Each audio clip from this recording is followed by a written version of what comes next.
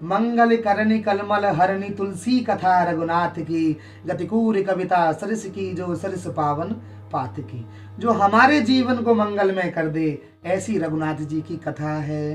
पहला ही छंद गोस्वामी जी ने लिखा और गोपी गीत में 9वां श्लोक आया, इसी छंद का सुंदर भाव दिया है गोस्वामी जी ने। सुबह के 10 बजे कथामृतम तप्त जीवनम कवि वीरेण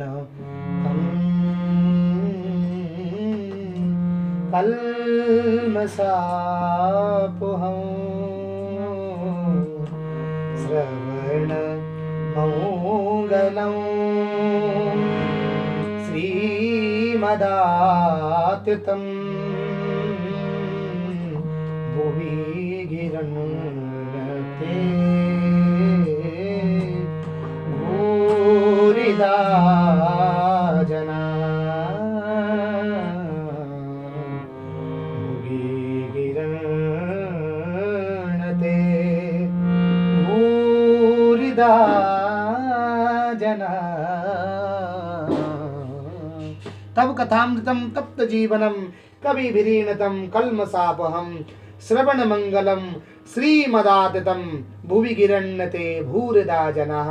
तब कथामृतम, क्योंकि इसका भाव ये आता है महाराज जी, तब कथामृतम, अगर मरा हुआ व्यक्ति भी, तब कथामृतम मरा हुआ व्यक्ति भी, उसके कान, अगर उसके कानों में ठाकुर जी की रसमयी कथा प्रविष्ट कर जाती है तो वो भी तृप्त हो जाता है, उसका भी जीवन मंगलमय हो जाता है। मंगल करनी कलमल हरणी तुलसी कथा रघुनाथ की, तो उसका भी जीवन मंगलमय हो जाता है। दूसरी बात ये है, तब कथामृतम, एक व्यक्ति, मरा हुआ व्यक्ति भी अगर मरने से पहले कथा सुन ले तो जीवन मंगलमय हो गया।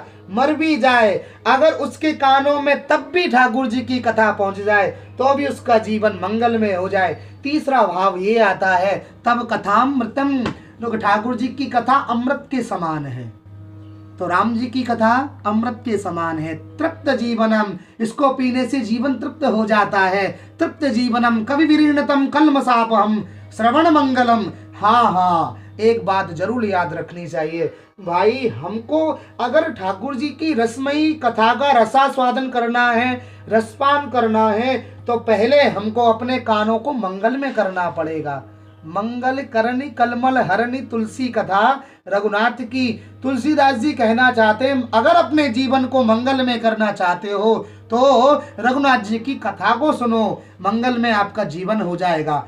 परंतु कथा को सुनने से पहले अपने आपके कानों को मंगल में करना पड़ेगा। श्रवण मंगलम श्रीमदाततं भुवि गिरण्यते भूरिदा जना।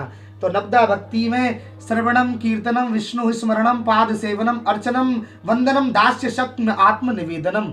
और गोस्वामी जी ने सुंदर भाव दिया, प्रथम भगत संतन कर संगा, दूसरी रति मम कथा प्रसंगा।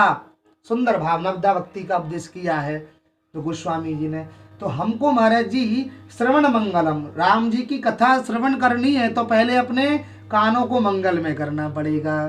ठाकुर जी की कथा जो है, रामायण सतकोटि अपारा। रामायण क्या है? सतकोट अपारा। महाराज जी ये तो भगवान की कथा तो अपरंपार है। भगवान को समझना, कर्तुम अकर्तुम अन्यथा कर्तुम, भगवान कुछ भी कर सकते हैं। राम कृष्ण दो एक हैं, अंतर नहीं निवेश, इनके नयन गंभीर हैं और इनके चपल विशेष। राम जी और कृष्ण जी दोनों एक हैं, अंतर नेक भी नहीं है। हाँ, इतना सा अंतर है। क्या अंतर है? इनके नयन गंभीर हैं और इनके चपल विशेष। राम जी मर्यादा पुरुषोत्तम है और भगवान श्री कृष्ण